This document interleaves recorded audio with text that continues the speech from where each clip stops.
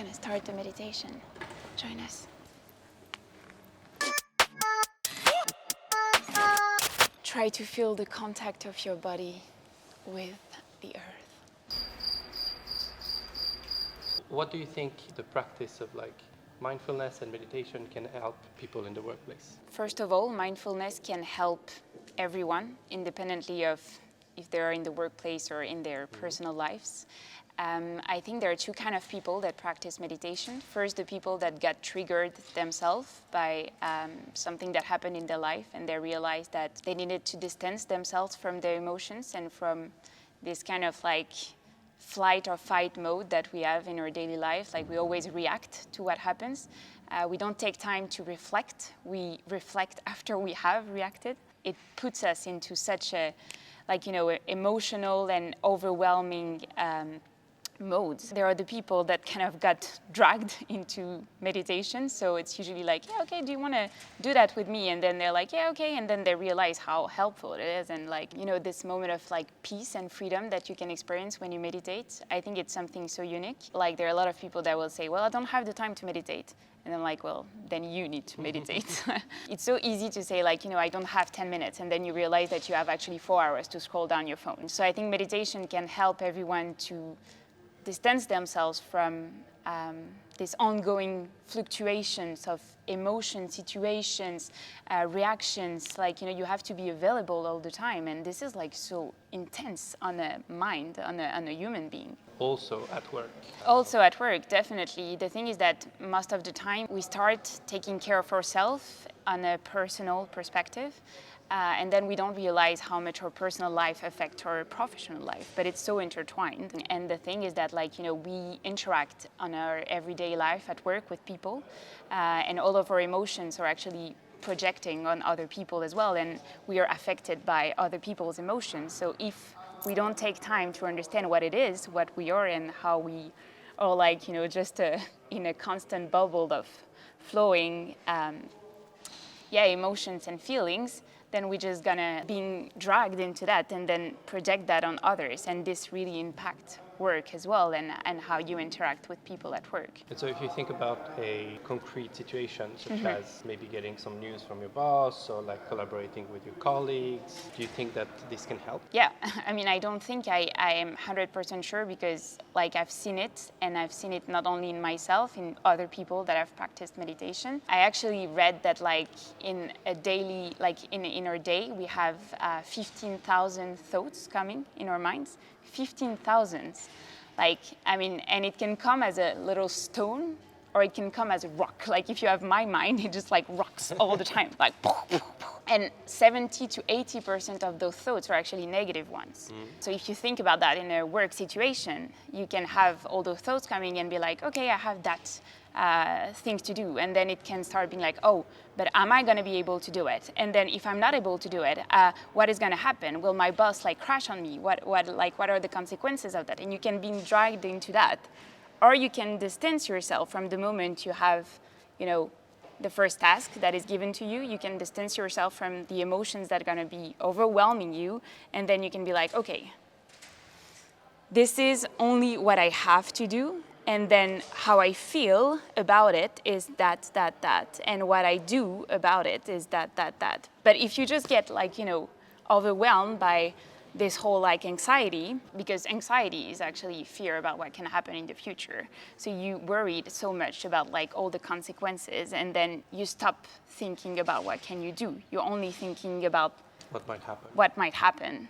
But none of this is usually real. It's just your mind kind of trying to protect yourself. First, I think meditation, it connects you so much more to the moment and take you away from going into those ruminations, or from going into this future worries, and instead really make you understand what can you do in the moment, not what can happen, all the worries, what can your boss think, what would happen if you don't do the thing the right way, but instead, okay, this is, I would say, in a more practitioner way to think about it.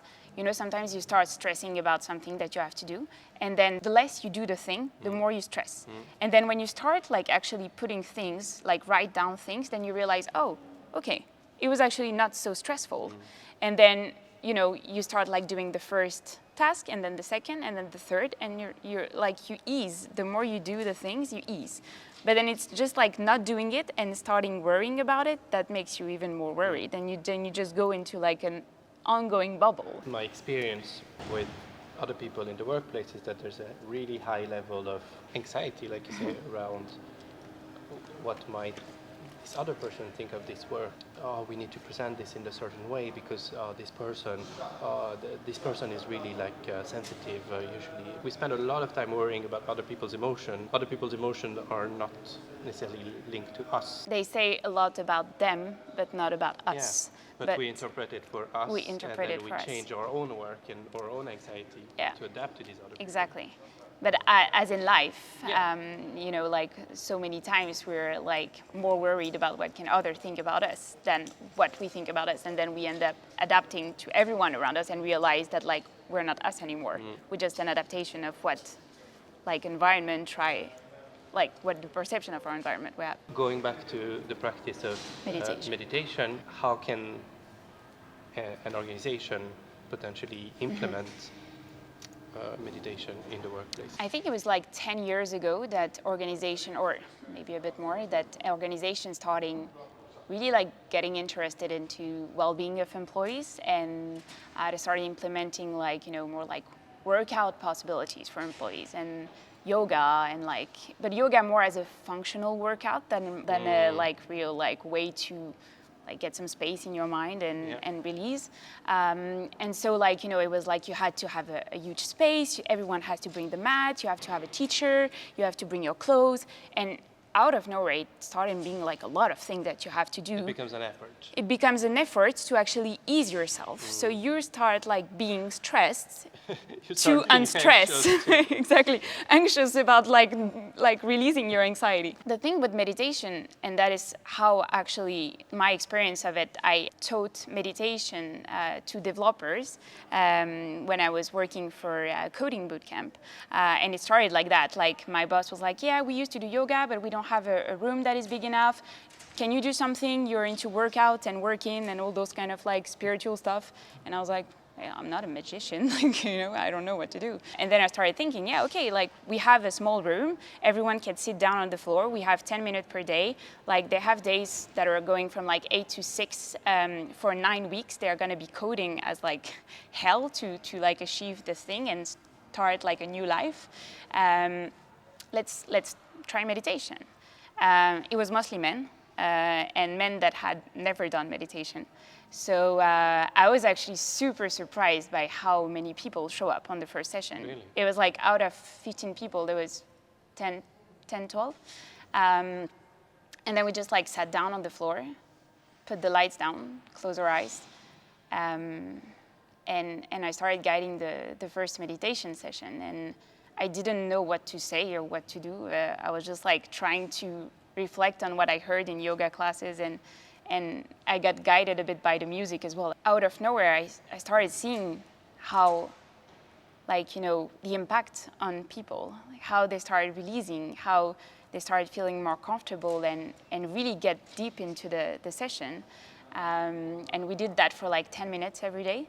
At first it was people just starting to understanding what was the practice. And we're like, okay, like I have to sit down, I have to close my eyes, what is this weird thing? But then after a while, like the people coming at me and be like, wow, it's so crazy because like I went down, I left my code that I was writing, and I came back, and out of nowhere, I got all the answers.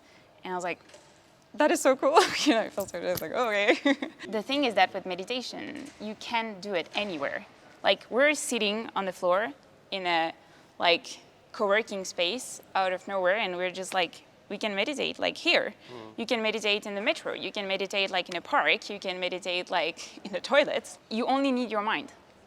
And that's the thing. Like, if you understand that at any point, it's only your mind and it's only the choice of your mind, then you have unlimited power. Because no matter what happened in your life, you can go back to this like meditation practice, to the state of like, connect to the present moment, connect to your breath, connect to your body. And then there's plenty of ways to meditate. You can just go for a walk and you can meditate. Like most of people don't know that they actually meditate on a regular basis, right? Yeah, you think like, oh, I need to go on a walk to like free my mind, but in a way You're already meditating. And how many times you've been on a walk and then you came back from the walk and you were like, oh my God, yeah, this is the thing that I've been looking for, like, a thought or an idea or like something creative that like you're just coming out of nowhere. And it's like, yeah, you went on a meditation. I always take this analogy of like the lake. So your mind is like a lake and then every thought is like a stone or a rock. Yeah. and create waves. And create waves, exactly. And then, the more you throw stones at it, the more like wavy is the surface of the lake. So all the thoughts that are hidden underneath are harder to perceive because the surface of the lake is like this. And the thing with meditation is you want to calm down the surface again so you can access those thoughts. And by calming your mind, getting not out but in, you really realize how much creative, interesting, inspiring thoughts were hidden underneath. You just couldn't see them because you were still ongoing throwing rocks and then being reactive to all the rocks that are being thrown at you. So meditation can help to uncover maybe hidden parts of our brain, and that in part can help us to thrive at work and of course in our personal life. Exactly. What are the sort of like 1, 2, 3 of a session? The thing with meditation, I think, is that there is no right or wrong way of doing it. It's just your own way. You can find a comfortable place. So it can be on your bed, on the floor. Like you can arrange some pillow and make it nice if that helps you. And then some people prefer to lie down, some seated. I prefer to sit because I tend to fall asleep if I lay down. And then you can either close your eyes or actually keep them open. If you decide to meditate like in a place that is like very crowded, it's better to close your eyes so you don't have the constant distraction coming at you. Be ready to whatever will happen. Understand that there is nothing right or wrong that can come out. It's just really a moment that you're taking for yourself. And how many times a day we really take moment for ourselves. 10 minutes for yourself. Yeah, I think we usually don't. Oh, and one thing that I think could also be pretty nice, ambience music in the background.